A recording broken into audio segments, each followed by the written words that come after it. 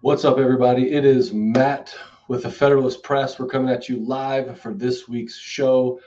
It is, December 29th, the week after Christmas and the Thursday right before New Year's. So we hope that everybody out there had a very Merry Christmas and was able to enjoy it with family and take some time to remember the reason for the season, which is Christ. So let's keep Christ in Christmas, and hopefully you did, and let's do it again for next year.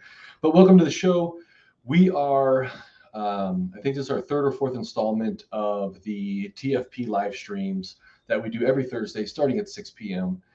And we're just glad that you can join us, whether you're watching it live now or you are going to be tuning in to us later on the rerun. The live format is a little bit different than most of the way we cut all of our videos. Because it's live, right? You're going to see the good, the bad, the ugly, and stuff that happens live. So we've got a pretty interesting show today. Not necessarily anything too pressing or too crazy going on. Some updates on some things. But one of the things I do want to bring up is that if you haven't checked it out, go to our website, thefederalistpress.org, and go to the TFP show, which is under the TFP live stream link in the main navigation. Just click on the drop down, go to the TFP show, go to our show, and what you're going to see is that one of the last videos we have is the virtual vigil for the unborn, which is our anti-abortion abolitionist video vigil that we did live yesterday, December 28th, from 3 p.m. to 9 p.m. And that was a long show. It was super fun. We had a lot of really cool guests. We also had a lot of video content from a lot of contributors. We had people from the Susan B. Anthony organization here in North Carolina. We had people from the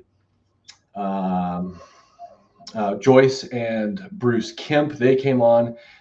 Their background, outside of all the other cool stuff they do, their background is with the pro-life or the pro-choice centers. From the advocacy and volunteering. They got some really cool stories from that perspective, as well as some readings of the Gospels, a couple of other videos peppered in there.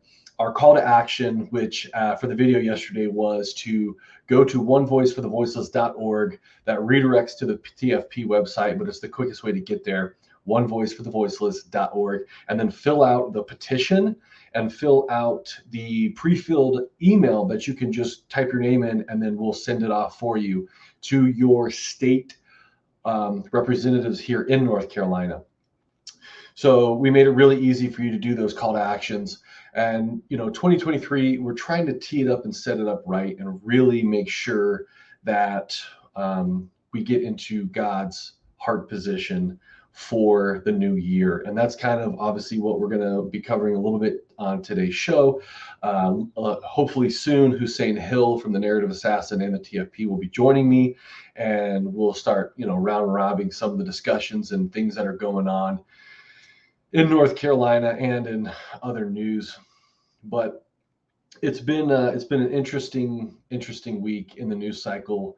Not too much really, but we'll get to that. So again, if you haven't checked out the virtual vigil for the unborn, which is One Voice for the Voiceless vigil that TFP hosted, go check it out. It's at onevoiceforthevoiceless.org, or go to thefederalistpress.org and go to TFP show, and then you'll be able to find it there. Watch it, share it. We have all the show notes underneath it, so you can get straight into some of these organizations and some of these call to actions that we have for you with that particular show. And a special thanks to Mark Robinson and North Carolina Lieutenant Governor Mark Robinson for contributing a short video for that live stream yesterday. We really appreciate that. We know that you are a staunch advocate for the rights of the unborn, for the lives of the unborn. So we just really appreciate that.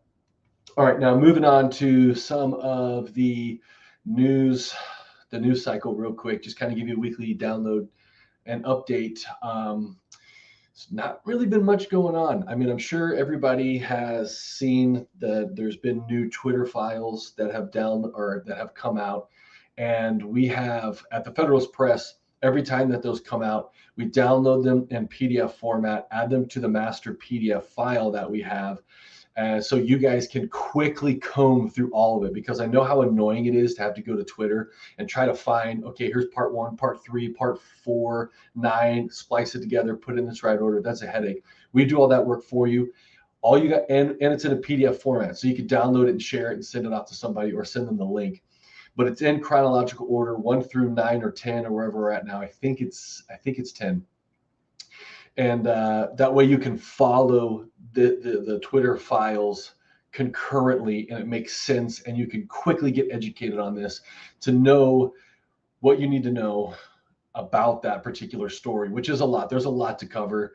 We have time to cover it, but we're going to move on to the next piece of news, which is, again, coming from Twitter. We had Elon Musk blast Dr. Fauci this week, basically saying that he was a fraud and he's not a scientist. And he didn't say that. That's not a verbatim. That's not a quote. He didn't even type that, but he chimed in on other people's posts on his original post, and that was the sentiment. And I think anybody on the conservative side knew that Dr. Fauci was a complete and utter phony and fraud when it came to the science of COVID. And now he is going to reap what he has sown, and hopefully there will be things coming down the pipe for him on the legal side, specifically the legal side. It's just gross, guys. I mean, this was the highest paid, literally the highest paid. He got paid more than the president of the United States, the highest paid unelected official, unelected, by the way. And the dude got away with murder and spreading actual, true, false narratives. It's just disgusting. So I've got Hussein Hill, who jumped in on the stream with us. I'm going to add him to the stream here real quickly, and we will kick off the rest of the show. Oh, he's giving me the 1 minute warning. So, okay, cool. So on that 1 minute warning, we're going to roll some sponsor thanks. And if you haven't already, guys, check out purebloodpatriotusa.com. This is our lifestyle clothing company. And again, all the proceeds from that go directly into the TFP to pay for all of this, because this stuff costs a ton of money. When I first started trying to figure out how to get into alternative tech platforms outside of the technocratic control, it made my head spin. And this was back in 2020. Fast forward, here we are. We're actually live streaming. We've got the website functional. It took a boatload of treasure. So without further ado, Hussein, what's up, buddy? Welcome to our live stream this week. How's it going? Yeah, I get my hair cut because my hair has not been cut for weeks. So understandable, man. I'm looking kind of rugged today too, but hey, here we are. Yep. How goes it? What's the so what are we talking about today? Dude, the door's wide open, man. I have not prepped really anything for our live discussion. I've just been kind of backfilling a little bit on the news, which there really hasn't been much in the cycle this week. It's been pretty dry, which I guess is a good thing, right?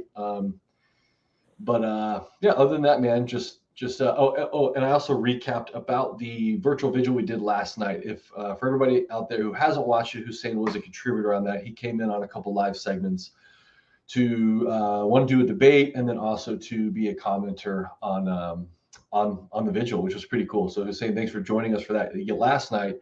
If you haven't watched it, go and watch it. Yeah, it was really fun. I appreciate being on the panel. So yeah, that was good fun, good discussions, and always good to see.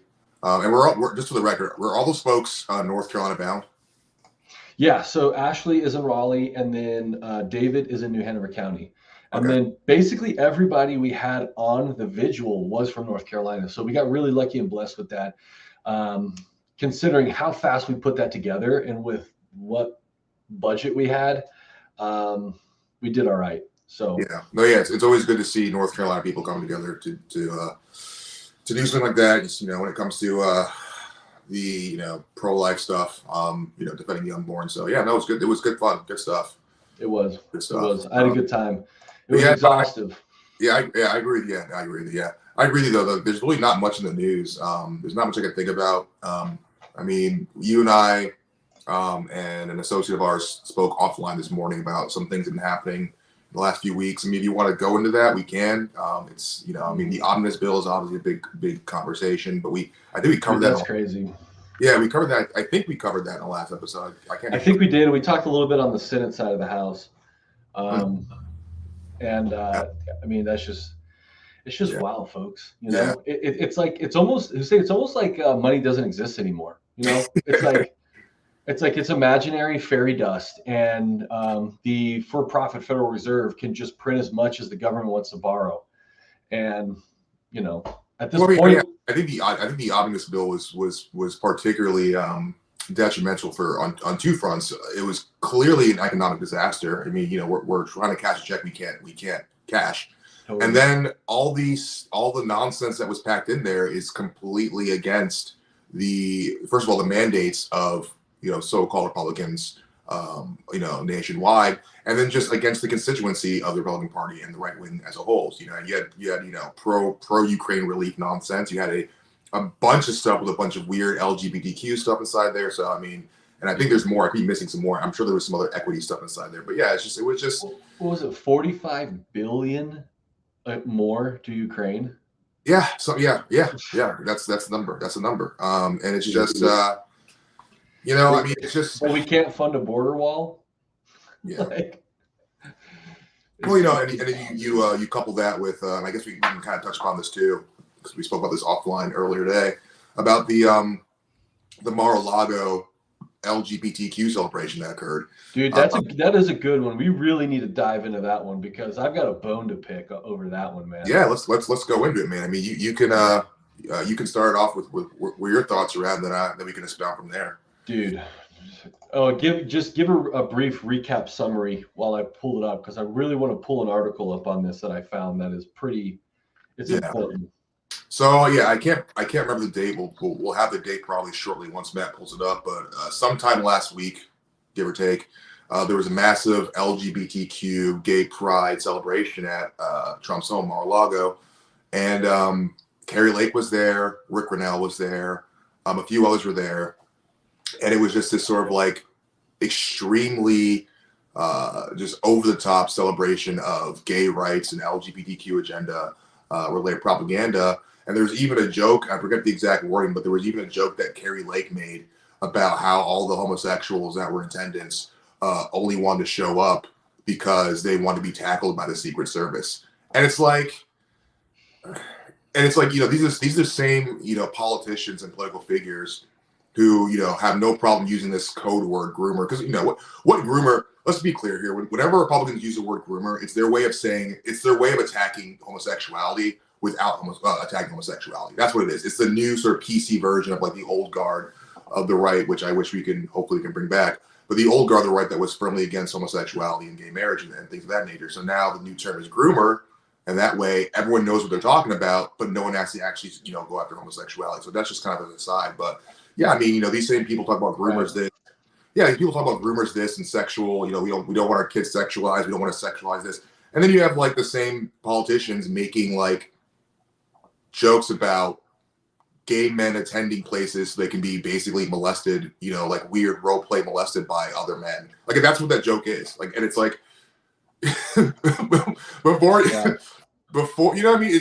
And to someone who is some people might say like, oh, that's you're nitpicking, you're being too much of a Puritan, but it's just kind of like I want people to kind of think about like what that kind of statement says. Like what that statement says essentially on a political level is like we are fine with weird, dominative sexual kink within our political program. That's what that conversation means. That's what that comment means. She didn't say, and irrespective of the fact that homosexuality really has no place on the right wing.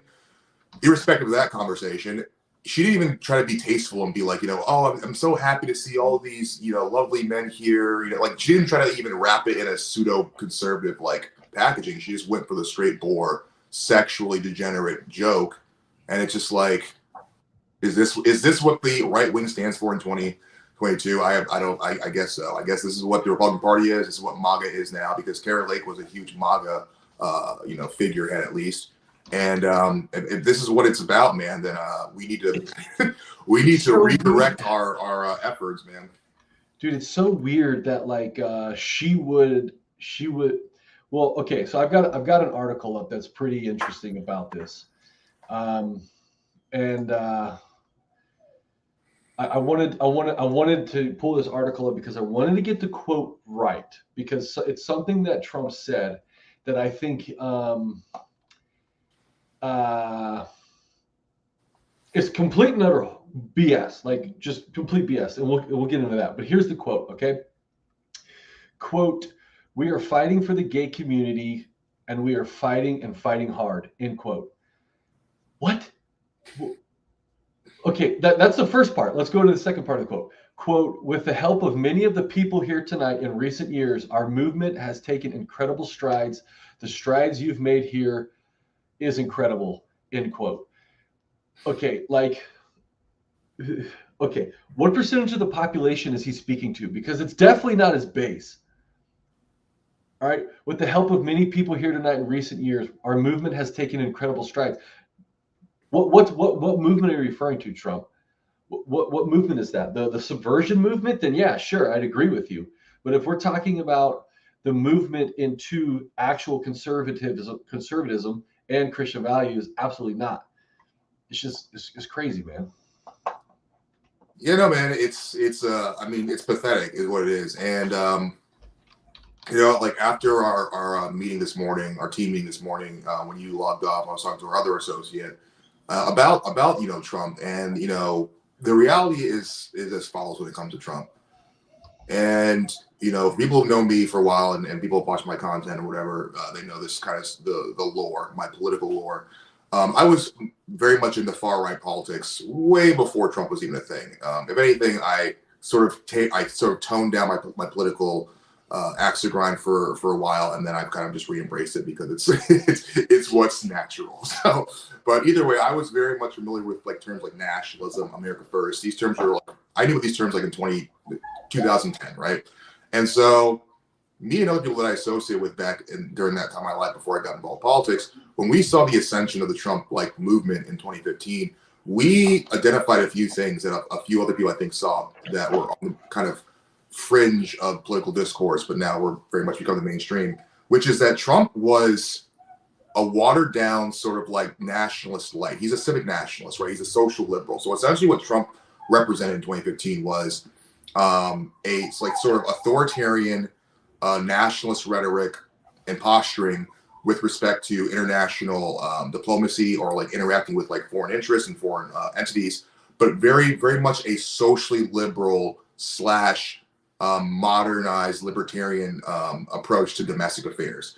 And so a lot of us who were nationalists before it was cool to be nationalists, we sort of saw that, and many of us were skeptical at first, and then he won the presidency, and he started doing things that were very much pro-nationalist and very much in line with his America First policies. And so we kind of compromised, right? And that's a big thing to remember in this conversation. We compromised the reality that he was watering down sort of the traditional socially conservative element of Western nationalism. And a lot of like more normal folks, people, the term red pilled, a lot of the hashtag walk away people kind of came out of this iteration of politics. A lot of the normal folks who had never heard terms like America First really, or never heard terms like nationalism being thrown around, they were excited. This was brand new to them. So they were like, wow, this guy's he's really incendiary. He's really crazy. He's really pushing the needle forward. But he was just reintroducing something to our culture that hasn't been in the conversation for a few generations, but used to be the norm. And so a lot of us just kind of dealt with it, and we kind of saw this. We saw the socially, because Gays for Trump was around in 2015. That was like one of the first MAGA movement sort of like things that popped up out of the Trump movement was Gays for Trump. That was one of them, and that also came with the Proud Boys were another part of that movement. Yeah. And that came out of North Carolina, right? Yeah, well, the founder did. Yeah, the founder was North Carolina, and it spread like wildfire across the country. And Gays for Trump was one of the first coalitions coming out of that. I believe Blexit came out a little later on. There was Blacks for Trump. That's what it was. Blacks for Trump was the first sort of iteration of Black pro-Trump groups. Black Voices. Black, well, I'm saying like nationwide, it was Blacks for Trump, I believe.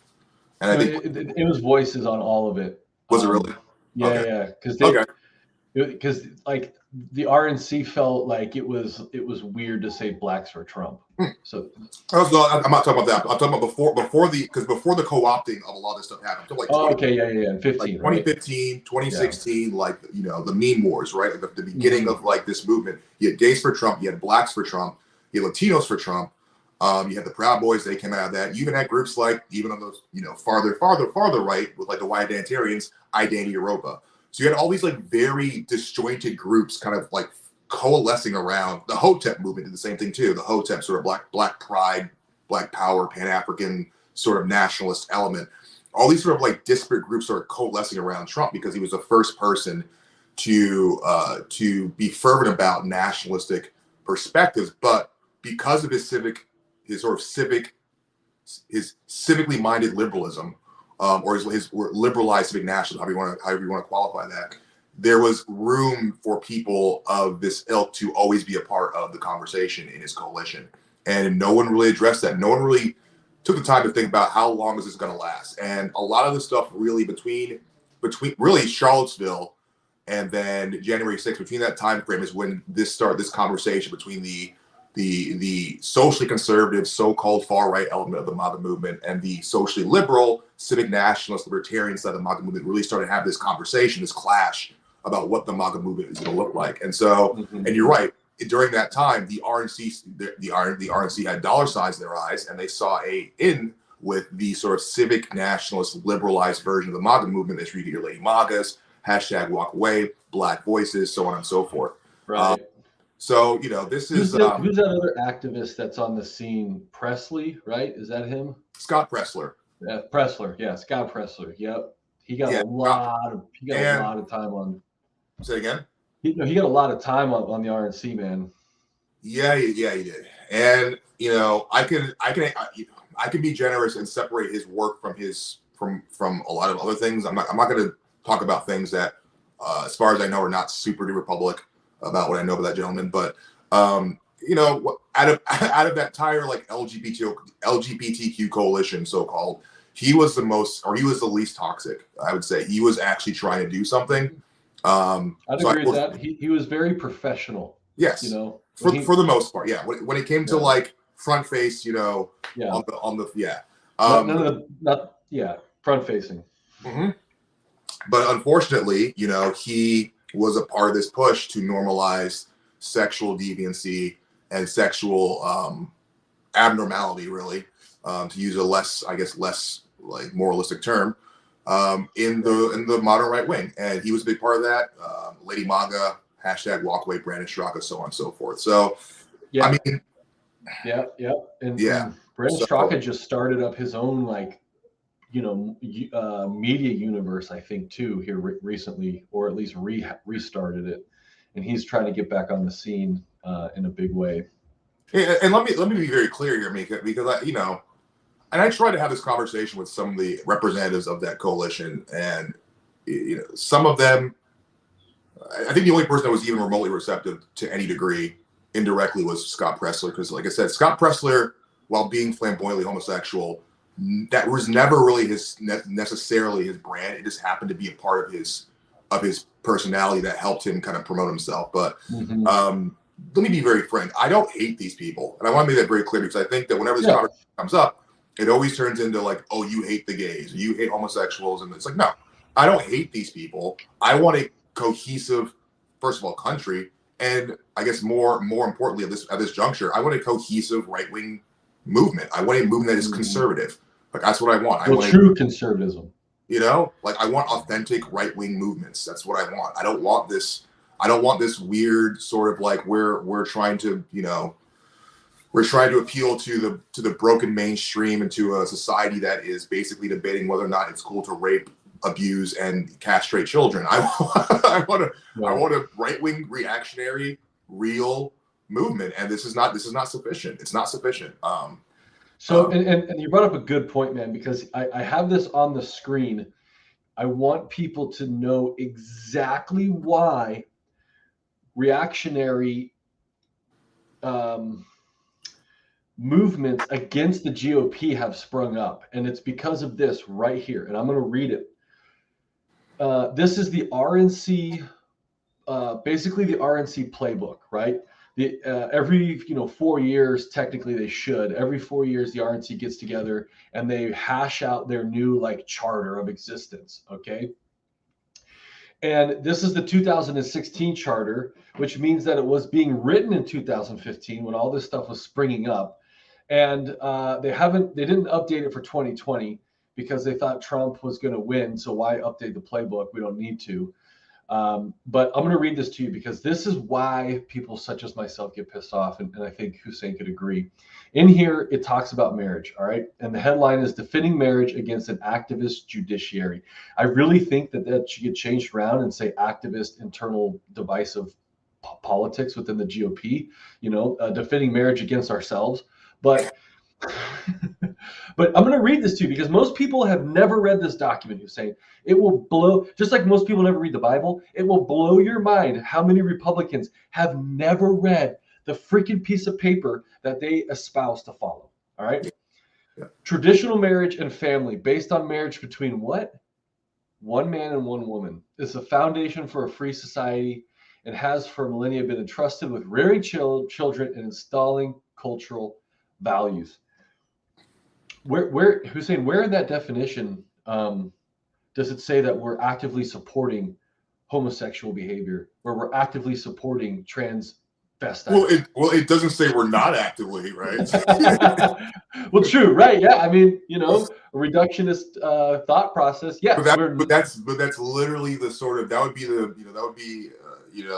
best summation of like the opposing argument or the counter argument. It's like, well, stop. And this is what these people will say too. This is what the LGBTQ people will say. Like, I know their arguments. I know because I know these people.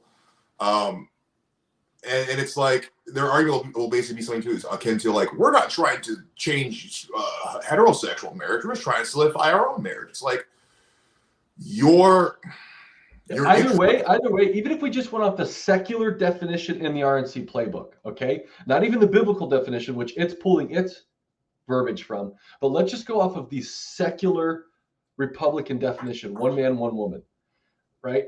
Like it's too. So when you read something like this, even if you're not a Christian, if you're just a conservative, even if you read something like this, it should upset you that we have Donald Trump hosting a gay Republican, log cabin Republicans gala down there at Mar-a-Lago, and saying the things that he said, like we're fighting for the gay community.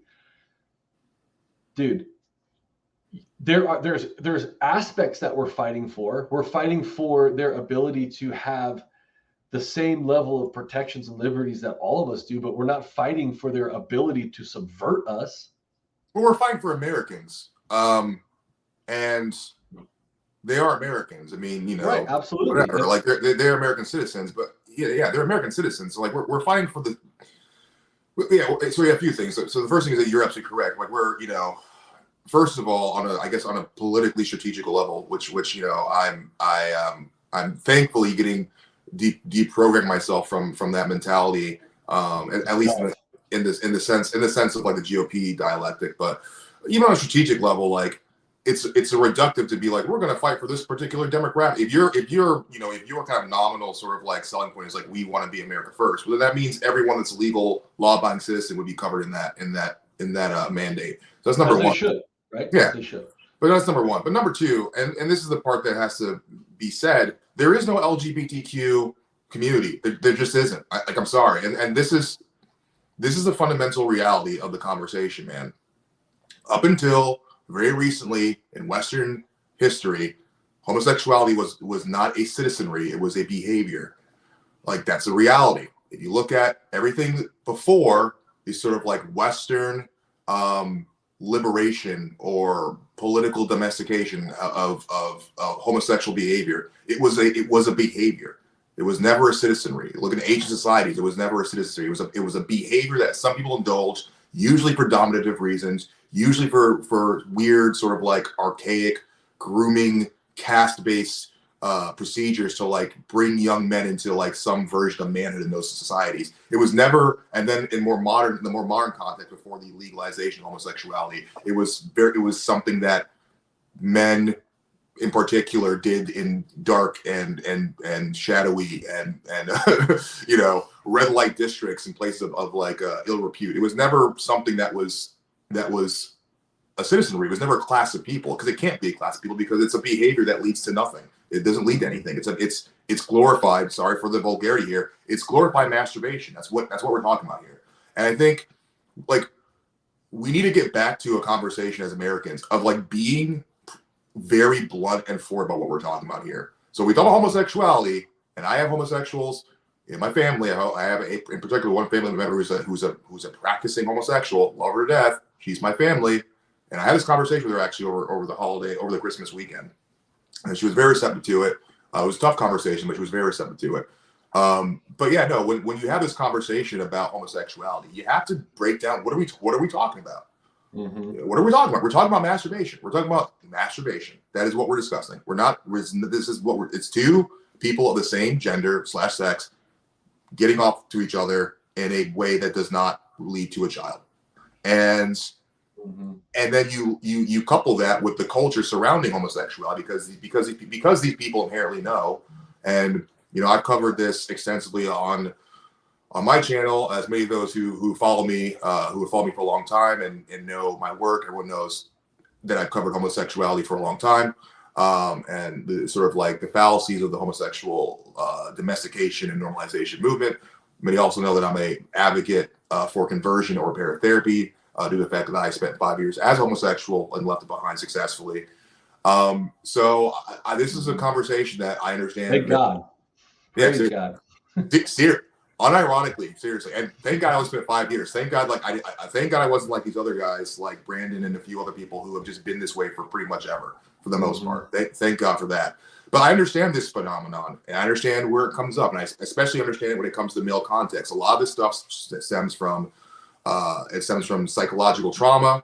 It stems from maybe psychological abuse or from a parent, or a lack of a competent parental figure. In many cases, unfortunately, it stems from, with a lot of cases, sexual abuse, pedophilia, so on and so forth. So, yeah, I've extensively covered this conversation, and it seems like I have to bring it back up again because I've noticed this weird. The LGBTQ thing kind of took a backdrop for a while. It felt like it was beaten down for a while in the last like few months, but now it's kind of coming back with a vengeance. Well, and also they kept their head down, right? Because everybody was directing fire at these freaking drag queen story hours. Drag queen story hours and the curriculum that was being pushed in schools. Totally. So they were like, well, we're gonna stay silent over here and let everybody else take the shit while. Yeah. Well, because what happened was it shifted. Because the left always goes in like these weird sort of cycles of like what issue they're going to promulgate. So it was the LGBTQ thing for a while, but then there was a huge uprising with moms at school boards and people shutting down drag shows. So that went away, and then the black stuff came up again. That came up recently. The race stuff is back in vogue, along with like elements of the feminist stuff because of like abortion. But like now, yeah. But now it seems like the LGBTQ homosexual stuff is coming back in vogue. And, you know, another way to look at this too is, you know, people who are like, you know, discussing, you know, there's people on our side who talk about like, well, this is divisive, hateful, archaic rhetoric, yada, yada, yada, yada, whatever. And even people in the so-called MAGA movement, right? The so-called anti-establishment MAGA movement. Well, if Biden is passing pro-gay legislation and you're celebrating homosexuality, then you're not winning. Like, if you're celebrating the things that your enemy, your political opposition is sporting, then you're not winning. You, by definition, are not winning. Yeah. So, like, whether you cut this down on a religious level, on a biological level, on a historical level, or on a purely political us versus them level, we're not winning. And I don't. To me, I'm getting very frustrated with people on the right who are trying to pretend like this isn't the case, like that we're going to somehow fight back against the political, the almost insurmountable like political armada that we're up against literally on a 24/7 basis, really, if you're involved in this or if you're at all Christian or openly conservative, we're going to beat any of this by playing these games. It's ridiculous. Mhm. And I've said before, and I'll say it again, the current Republican Party / conservative leadership in this country they are not fit for purpose. They are wholly inadequate at this point, and it's just they just keep proving this to us time and time again. Yeah, they do, man. And to bring up another thing to your point, exactly to that, Hussein, I've pulled back up the RNC platform, and this particular section talks about abortion. And if you read this, Hussein, what's really interesting is that the party officially on pen and paper has actually written out an abolitionist viewpoint. Yes. Yes. Which is insane. And then we have Republicans and every single level of elected officials, right? From the dog catcher all the way up to the president, who's like, just put a number on the week, we'll call it good, right? Like, well, what I think it's this simple. I think it's what they're doing is they know they can't go into state to state platforms or the national platform for that matter and completely revise it into this liberal sort of framework because they know that the voting base will get angry. So what they do is they don't push it on a state to state level or really even on a national level on paper. They don't like explicitly push that, we're going to be semi-pro choice or up to, 4 months or whatever, second trimester or whatever, or go, we're going to be pro gay marriage now on paper. So they don't explicitly push that, but then they celebrate the ideas and the ethos coming out of that conversation.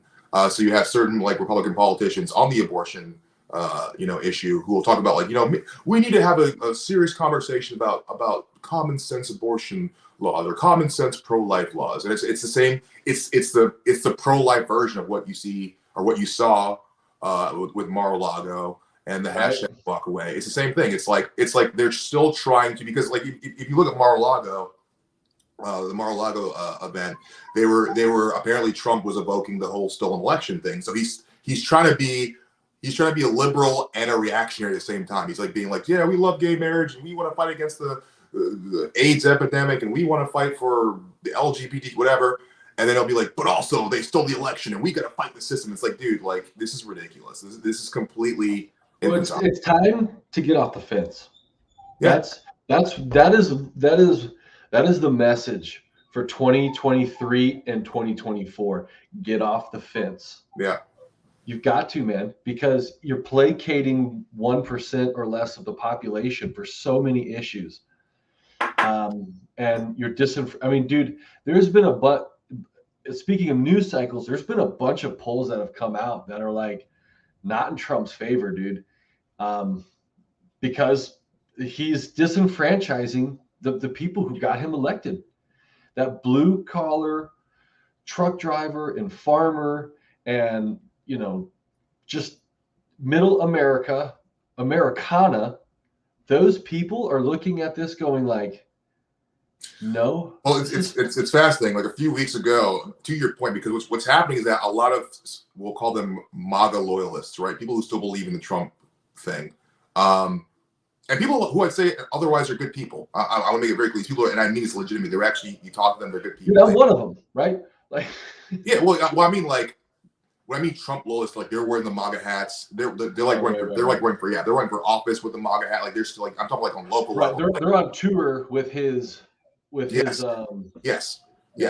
And so those people, like I was in a Twitter space a few weeks back with a few people who were of that ilk, and they were running for office. And once again, good people. I believe at least like most of them were from the South. Good guys. And they were sort of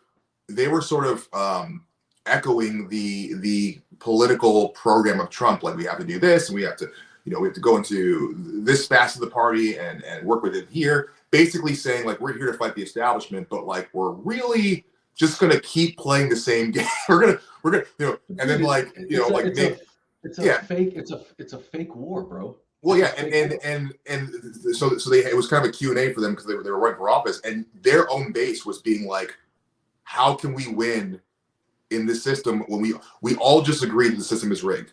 Because that was one of the things that was like in the conversation about January 6th and how like the election fraud. It's like we all just agreed that the system is against us. So how the hell are we supposed to work in a system that's against us? That doesn't make any sense. How are we supposed to work within the framework of a system that wants to destroy us?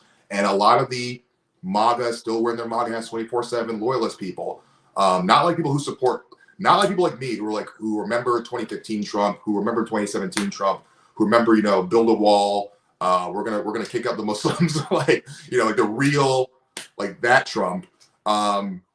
Not those people, but like this sort of like this new sort of like institutionalized Trumpism. They're good people, but they still think that they can work within the system. And when you as I did in that same space, I brought up some very rational critiques, like he hasn't done this, he's doing this. Well, he has to play, he has to do this. It's like he's being persecuted. Like he was, I don't know if it's still happening. I don't think it's still happening, but like they're probably still trying to do it. But like for the last 5, 7, how many years, the Uniparty has been trying to put him in like prison. They've been trying to like impeach the man, put him in prison, destroy his entire life. Like, why are you doing this? Like, they're literally trying to destroy you. Why are you trying to still play by their game? They don't want you. They don't want you. And so what he's turning into is this sort of like, and the left wing media, they actually say this too. If you read their articles about him now, he's this like meek, beaten down, basically castrated version of himself. He's this castrated sort of like caricature of what Trump used to be, and he's almost comical in the face of the opposition. And so, I mean, that's what he's turned himself into. And a lot of his followers, his diehard followers, man, they're just like, we're gonna win by doing these games. Like, dude, you're not gonna win, And I love Trump, but Trump needs to he needs to stop. Like it's just, this is unacceptable. Like we no longer, and I do want to make this point, we as the right wing base, we no longer, first of all, we can't afford to, and we don't deserve to anymore be forced or be compelled to just settle for any old politician that is sort of kind of palatable, that sort of kind of talks like us, and that might get a little bit done. Like we are at a tipping point in our civilization where if we don't do something radically different, everything's gonna fall apart. Like it's gonna fall apart. And so we need to take this, and that's why I kind of alluded to this a little bit in the vigil that I was on, where we need to understand this is the last dance. This is not just another election season and we've got to get the campaign. This is the last dance. After this, man, I'm not saying that people should give up and head to the hills, but I'm not saying that. I'm not saying that. I'm saying that if we don't do things right in the next 2 years, man, I can't be confident that any sort of political sort of solution, tangible one, will be viable for a few years, and not generations. Dude, I think a generation at a minimum. Yeah. So and it's just one of those. I really, really, really want to see Trump get that fire lit back in him, and that's what I pray for, right? Because if he can relight the fire, then I think we could have something. We could. But the political scene is going to get real crowded here real quick for the presidential run. Yeah. So time will tell, man. Time will tell on that particular issue. But it's not helping his case having, hosting at his residence in Mar-a-Lago gay functions like this, and then just going in on it. So I mean, why hasn't he? Because I've heard this nonsense from a lot of people. Well, the reason why Trump didn't really push for amnesty, or not amnesty, but push for helping with January 6th people because he had his hands tied. It's like, okay, sure, okay, that's great, fine. What's his excuse now? Why isn't he with his own money fundraising for January 6th people? He can do that literally right now. He can literally at his house right now do a fundraiser for January 6th defendants right now. Totally. Why hasn't he done it? Well, because I really think that this is part of that problem, is because Trump is such a legalist. If you know anything about Trump, it's that he is a legalist. The man has 300,000 lawyers and 30,000 attorneys. But he has to. That's just where he's at, right? So I think he has people telling him, if you raise a penny for these J6 guys, you're going to get crushed by the IRS and everybody else. Which, but again, to what I believe is the right thing, because remember, there's a difference between what you should do and what you are doing, and he should be doing this. I wholeheartely hold the belief that January 6th was not Trump's fault. He did not incite violence. He did not cause these people to go into the Capitol. But all that stuff happened mostly through subversion and some other shady characters. But if you wanted something that would spark a fire and loyalty from you, no matter if you kind of go off the res with stuff like this, is to actually support the people who supported you. These people who are locked up, who are good, decent people who got caught up in the system over either a potentially dumb mistake or they made bad choices. These people are a mere reflection for 100,000 others in our society.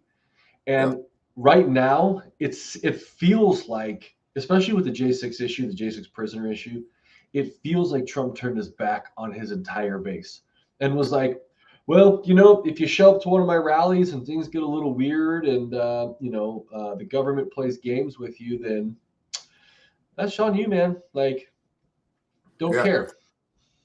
But I will hold a gala for the gays. Yeah. Yeah, no, I mean, like I said, like it's just no, it's true. It's absolutely true. And about Jan 16, talking about his constituency, if you look at first of all, you look at footage of the January 6th crowd, and you look at the articles written about the January 6th crowd, both of them indicate two through line truths about who really elected Trump in 2015, who had always been Trump's loyalists since day one until now. It has been white and or nominally, general, but mostly white, working class Christians. Mm-hmm. That is who elected Trump. And it's like, you need to realize that, like Trump and right wing leadership needs to realize this too. Like that is particularly the people. Because I covered this in one of my episodes, an article that was outlining the sort of like underlying Christian nationalist and Western nationalist sort of like undercurrent amongst the January 6th attendees. And they weren't talking about the people that entered the Capitol. They were talking about the literal peaceful people that were outside. And they were all holding up. You had like nuns for Trump. You had like people holding up pictures of Jesus Christ, holding up signs that says Christ is King. Trump is my president. Christ is King.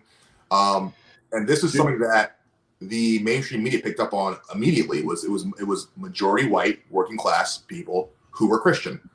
Operation Mockingbird took a hold, man. Yeah. Right. This government subversion took a hold. And right before you jumped on, we talked about the Twitter files. You can go and see what our government did. Our government paid tech companies to blow these stories up, to separate us and wedge us and paint the 70-year-old MAGA grandma who got arrested as a domestic terrorist who was looking to overthrow the government. Like, it's just crazy. And so when you learn these things, right? Like even before learning this stuff, we knew about it. We couldn't prove it. Now we can prove it. But now that we do know and we do have the proof, it's even more maddening to know that like this guy is not doing anything other than lip service for J6 guys. Yeah.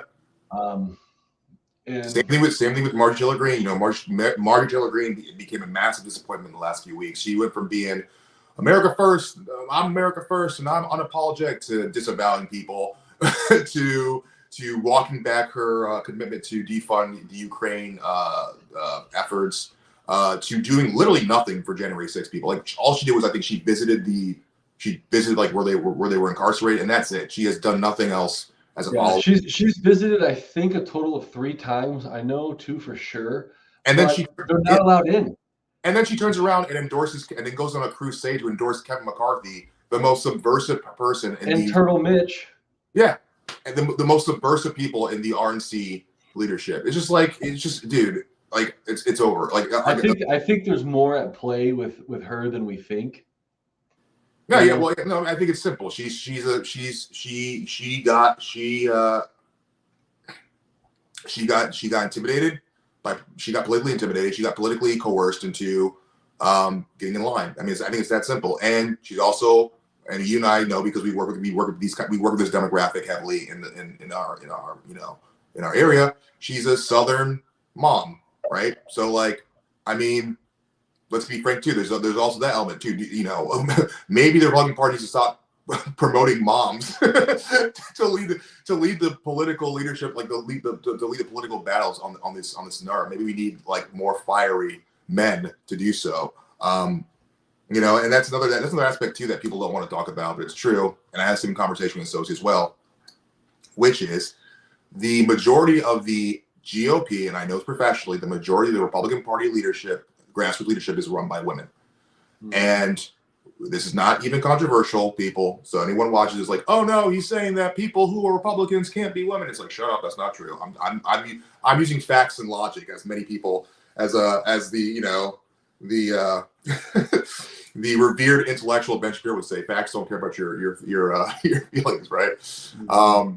But the facts are in. This has been non-controversial for generations, and you can look at the stats, whether it be Western, whether it be European voting trends and American voting trends. Women, irrespective of their affiliation, college-educated women vote overwhelmingly left-wing. They vote for overwhelmingly left-wing policies. They vote in an overwhelming left-wing and/or liberal bent. Men vote overwhelmingly right-wing. This is just a fact. There are exceptions to the rules. When it comes to women, it's mostly women who are uneducated. Who are not college educated. There seems to be kind of a deviation with them going right wing, but more or less women vote left wing. Well, women are because women are nurturers, man. They're nurturers.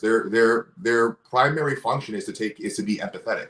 So when you're looking at a situation, because right now, right, like. And this is the same conversation about like women in combat and women on the front lines, right? When you're looking at a conversation about who am I going to send out in a war? Are you going to send out mothers and sisters? Or are you going to send out sons and fathers, right? Who are you going to send out? You're going to send out men. And it's not because men are, you know, superior and women are inferior. It is a literal distinction. And all this stuff goes into it, right? The Roe v. Wade stuff, the homosexuality stuff. All this comes back to the fundamental destruction of the reality of who we are as men and women, the sort of like the divine hierarchy of what we're supposed to be. And so, you know, it's not. There are many people that the attack on the family, right? Yes. Split men and women, even if they didn't go into homosexual pathways, right? No, it was the wedge between men and women. So there, you know, because we don't have traditional family units anymore in this country, or very few of them, I shouldn't say, you know, none. But because right, well, the minority is the traditional family unit now, right? And because of that, and because of the indoctrination that occurs to both men and women through college, especially college, but now we've seen obviously down to kindergarten, we're seeing an identity crisis.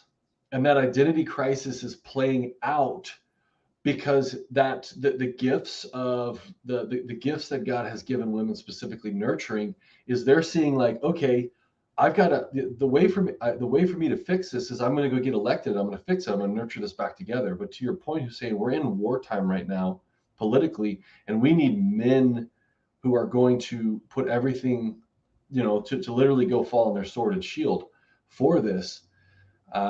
And it's not to say that I think that women can't be in politics at all, right? But we're looking at a really interesting trend because, dude, every grassroots organization I've met in North Carolina, except for 3, are ran by women. All of them at the highest level.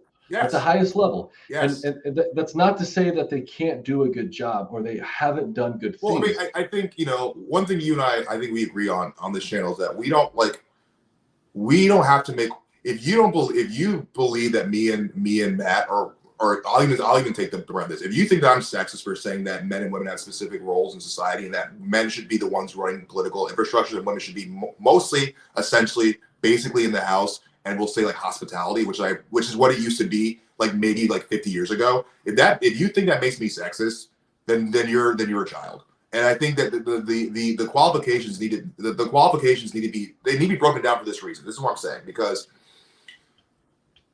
how we got here was we did something that was called preferential morality.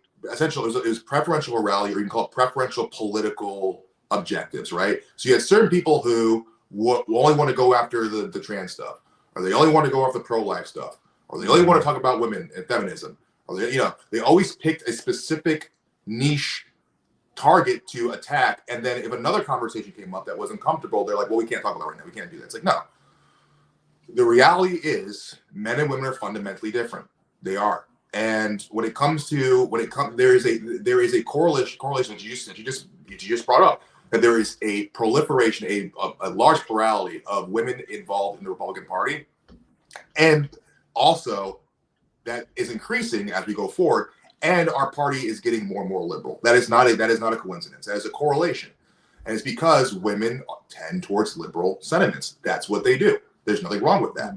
And I've met plenty of women in politics who, even Christian conservative women, when you bring up a certain issue, they're like, I want to be a little bit more nicer. It's like, okay, yeah, well, we can't afford. This is politics. Politics is serious business, right? This is number one, it's politics, so that it requires a sort of an erudite, sort of very like methodical, sometimes unforgiving perspective. Number one, and we're in wartime politics. We don't have any room for empathy when it comes to protecting the sovereignty and the cohesion of our nation. So once again, I think that if we're going to have this conversation, there shouldn't be a qualifier, because you and I both have women in our lives. So like people, like I don't think we don't have to prove to anyone that we're anti-women. Like one of the people I just posted on the TFP TFP Twitter page was a woman content creator who's a Catholic. So like, I don't actually, as far as I know, she's not even against the idea of women not being in politics. I think she's actually pretty for women not being in politics, or even conversations of the 19th Amendment. I think she's actually okay with that. But there's many women like that. There's many women that I know who are right wing, who are okay with saying like maybe our sort of like nurturing egalitarian sentiments need to be pulled back from the conservative conversation, and we need more of a more masculine, a more assertive, patriarchal perspective with these conversations. Because essentially, like we've been living under, our civilization be best be I would say surmised as living under dad's not home and mom is just letting the kids eat ice cream for dinner. Like that seems to be what we're doing right now, and it's like we need the dad. That if you want to kind of circle back to the Trump conversation, the fundamental like tension between Hillary and Trump in 2015 was the matriarchal female egalitarian sort of program and the very patriarchal masculine nationalist program. It was a fundamental sort of conversation of the masculine feminine like conflict in our culture. And there is a reason when it comes to things like LGBTQ, who do you see besides homosexuals in those coalitions? Who do you see running those coalitions? Women. When it comes to the Roe v. Wade conversation, who do you see running those coalitions? Lesbianic women. There's a reality to it. And so that's another aspect. There's many different facets to the problem, but one of those problems is we have to acknowledge is that this fundamentally stems from the disruption of the natural Christian traditional legacy hierarchy of genders. And to say that, I think any woman, because I know a lot of women that we know personally, that agree with that. I think any woman who is married with children, who's a committed, hardworking mother, knows this to be true.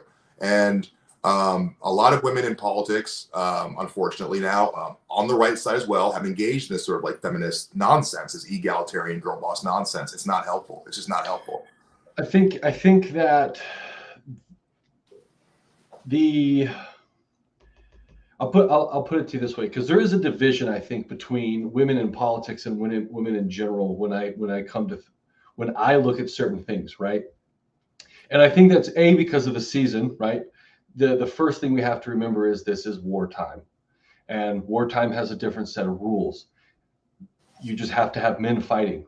So not to say women can't fight, but it doesn't work on the battlefield. It didn't work in Afghanistan. FET teams were a horrible idea. Like that just didn't work. Okay. Our war is a little bit different. We're not out there shooting at each other 24/7 kinetic fighting. And again, remember, because of this separate the attack on the family unit, the masculine energy in males has been beat down and subdued so much that the women had to stand up in the place of where the men should have already been. That's exactly it. That's exactly it. It's where the men should have been. And again, going back to just the 2.5, almost 3 years of activist work in North Carolina, the majority of the women that I meet who run these organizations are tired, first and foremost. They're just tired, okay? And it's because they've gotten beat down so much. The majority of them have told me explicitly, I wish that either my husband would get involved or that the man would take over. Like literally, that's why I can't. And I say that, Hussein. I've had the exact same conversation, and that's why it's like I'm not gonna like it. I've had people come to me in confidence and be like, I don't belong here. I need to be at home. Like, this is not okay. Like, this is not okay. It's like, yeah, I know. Right. I'm aware of that. Right. Right. And this is with the mountain of politics, right? Because, and the season, if we were in a completely different season, maybe, I don't think I'd have a problem with it, but just where we're at right now requires a heavy masculine hand to help steer and navigate and put things back on track. It's not to say that a woman couldn't come out and do it. We saw Arizona with Carrie Lake, right? She had some masculine energy to her that she was like, but it was that boss. She was also one of the speakers at the Mar-a-Lago thing, cheering on the LGBTQ nonsense. Well, there we go, right? So boom, circle right back around.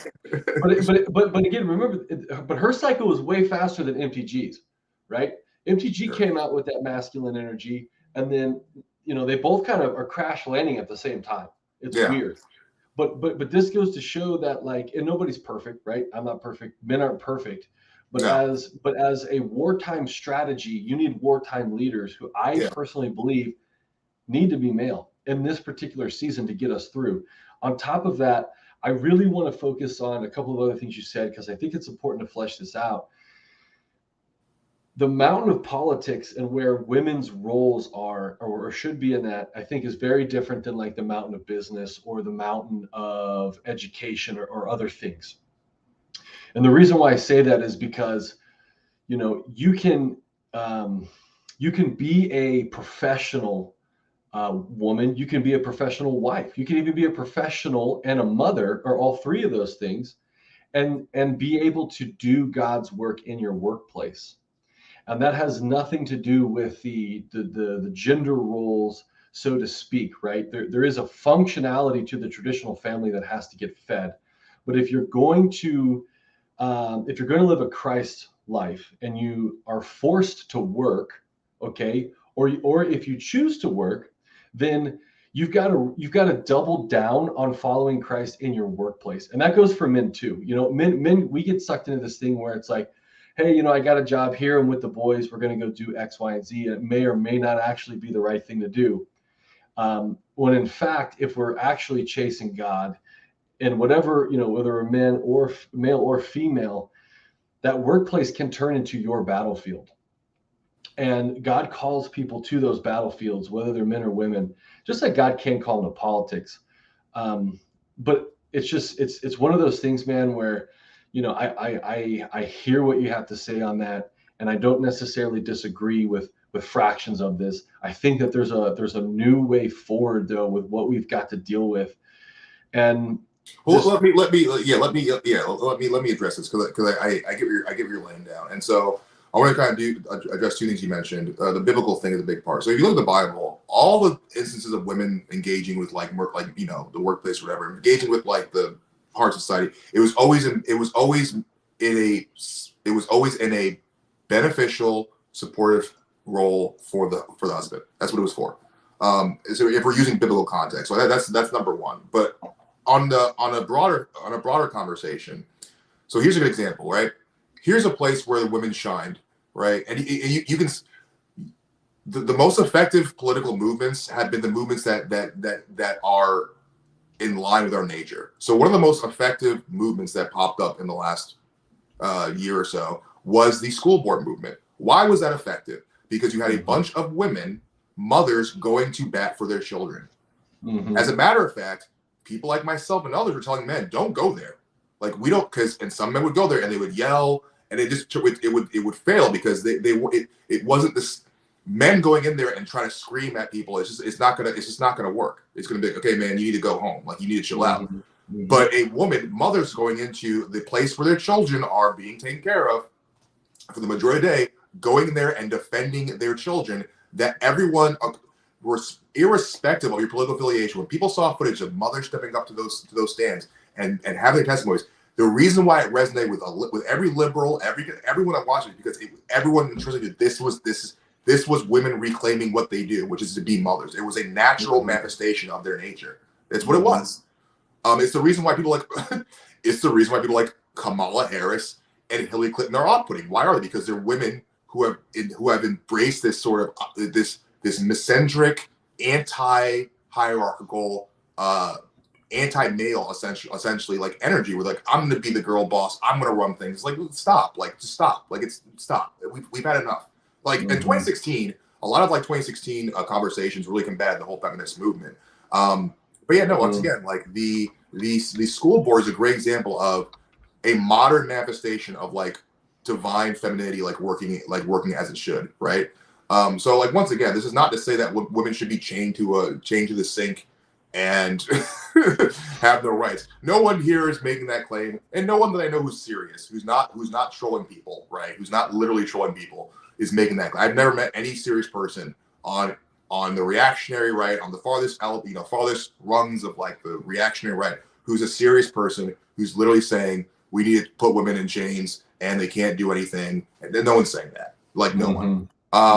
And honestly, if you see that, it's usually trolls trolling a bunch of simps and a bunch of white knights online trying to tell them to not make fun of women or something. It's nonsense. Dude, the white knight online phenomenon is crazy, dude. And it's prevalent in right-wing circles. Dude, so much of the white knight I see happens on right-wing MAGA circles. Just go to Reddit and look up those terms and you'll be like, what is dude, you'll see young men calling out, because there's a massive trend with a lot of young women in the MAGA movement where they've just evolved into just being e-thoughts, basically, just going online, wearing scantily clothed outfits, showing their cleavage, and getting likes, and saying nothing of any substance, and really being nothing about them as remotely conservative. But they slap on a MAGA hat and they get likes.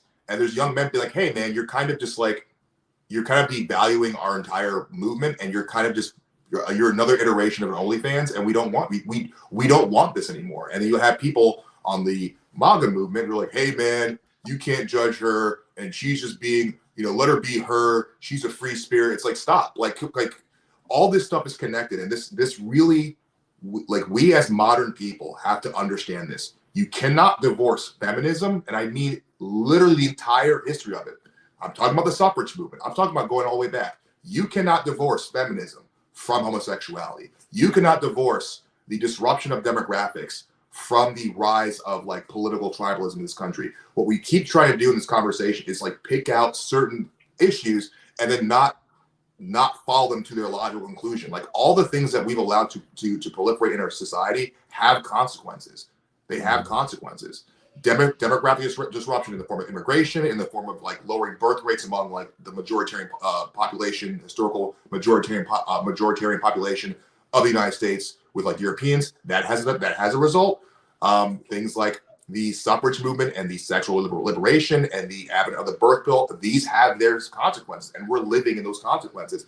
And homosexuality, the legalization and the sort of normalization of homosexuality was an obvious next step in the sexual evolution. Because what is more sexually liberating than to go against the biological imperative of your species? And so we have to really, once again, we have to have a sober, very serious conversation about how this is all connected. And this does mean that certain people are not going to be happy with the conversations. But once again, I'm less concerned about people's feelings, even on my side, and I'm more concerned about am I, first of all, going to have a civilization in like 5 years? And will the next generation, whether it be my kids, when if I have them, whether it be my nieces and nephews, whether it be the Gen Z guys that I see coming up in the political conversation, are these people going to have are they going to have a country? Like, are they going to have a country to actually have? Or are we going to be more concerned about, I don't want to talk about this, or we can't go talk about that, and then watch our civilization crumble? And so I hear what you're saying, and I agree. And this is what the TFP is for, right? To Exactly. have conversations. Exactly. We want real conversations about real issues that other people won't touch. Precisely. Because people want to dance around all this stuff, and it's like, no, we're gonna go straight to sources. We're gonna go, just like we did today. Let's pull up the RNC and see what they got to say. Oh, well, they're not following their own stuff. Okay, good to go. We'll find better ways. Like, it's ridiculous. But here's the thing, Hussein, and you know this very well. You can't call this out in the GOP. I know. Right? You can't go to them and be like, hey, this says right here that we're not doing this, and you're doing it. What's going on? I had more traction with elements of the GOP. I had more traction calling out homosexuality than I did questioning women. Like, literally, crazy. I could go off about like, oh, homosexuality is an abomination. It's anti-Christian. We need to push it. And like, oh yeah. And hilariously, a lot of them were women. And then I'm like, well, also too, we say we stand for the traditional family. What is the traditional family? What does that actually look like? The traditional family is a woman at home and a man in the workplace. And the minute you bring it up in the right-wing sphere, suddenly people get uncomfortable. And it's like, no, man, like you said, the traditional family, that means something. It's not, traditional family isn't a stay-at-home dad and a mom, a girl boss. Like it's just not. The traditional family had a specific, like, I'll even use my grandmother and my grandfather. My grandmother's passed away, may she rest in peace, but let's use them as an example. My grandmother, she ran a business with my grandfather. The business she ran was with my grandfather, and when she wasn't at the store, she was at home taking care of the kids, and that's what she was. She was a mother. She was a wife, and when she went to work, it was working with her husband in the store that they had for their children. That was how, and that was like the 50s, right? That was like Jim Crow era, right? Like that was how the male and female professional demographic worked. And my grandparents, they grew up poor. They grew up very like dirt poor. They didn't come from money. They weren't, they were poor in the South, and they were black. And so it's like my grandmother worked. She worked. She was a professional woman, so to speak. But it was in the context of helping her husband with the business. That was to help the family. And then when she was not at that store or at the stores, they used to own multiple stores. Unfortunately, immigration changed that, and demographic change. A lot of things in Durham changed that. We'll say that. But when she wasn't at the store, she was at home taking care of those kids. She was raising those kids. Which she was doing. And up until her passing, she was still taking care of like her grandkids. She was taking care of like her grandkids' kids. She was a mother and a wife till she died, and that used to be, and that's the thing too. Like that used to be honorable for women. Like that used to be honorable for women. Like I'm gonna get married. I'm gonna be a committed wife. I'm gonna take care of these kids. I'm gonna make sure these kids grow to be decent people, contribute to our civilization. That was an honorable role in civilization. Only the last, few years, we'll say, last like what 3 generations has that conversation of a mother being a mother and a wife being a wife, only has that become a toxic conversation. That was the norm for like ever. Like that was the norm for like ever. And all this stuff it's all correlated, man. It's all correlated. And for me, it's kind of like, I want to get back to the place where these conversations are normal. I'm done with modernity. It's malignant. It's a cancer. Every single day. Every single year we progress in this modern world. We get more and more sick. Our kids get more and more confused. There's more and more stuff. You remember a few I think it was like last year when there was that string of like school shootings that happened in like back-to-back weekends. Like these young men were like shooting each other up in schools like back-to-back weekends. That's insane. Are you there, Matt? I think Matt's frozen here. Hey, buddy.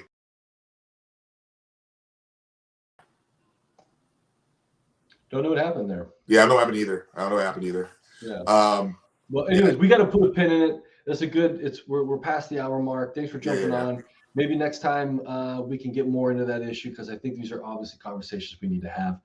And look, thanks for watching, guys. We try to do this every Thursday at 6 p.m. You can find us at thefederalistpress.org. You can watch our live streams on the website. You can also watch every live stream we ever had on the TFP show, which is at the website. Please visit purebloodpatriotusa.com. Go check out that gear. I'm wearing one of the new shirts that we just made, America First, Kingdom Always. That's our motto. That is our motto. We are America First, Kingdom Always, guys. Let's go. So yeah, thanks for joining us. We will see you guys next Thursday. Hussein, you got anything for signing off? No, man. Yeah, like you said, like Matt said, follow him on all those platforms. If you guys could, please follow me on YouTube under Hussein Hill, my channel. And in the About section, you'll see the links to my other platforms for the Narrative Assassin brand. Please follow me there. Obviously, support what we're doing here, guys. And, you know, with that said, we will win or we will die trying. So. Right on. All right, brother. Well, we'll talk to you guys soon. Thanks for watching. See you next time. America First, Kingdom Always. God bless, guys.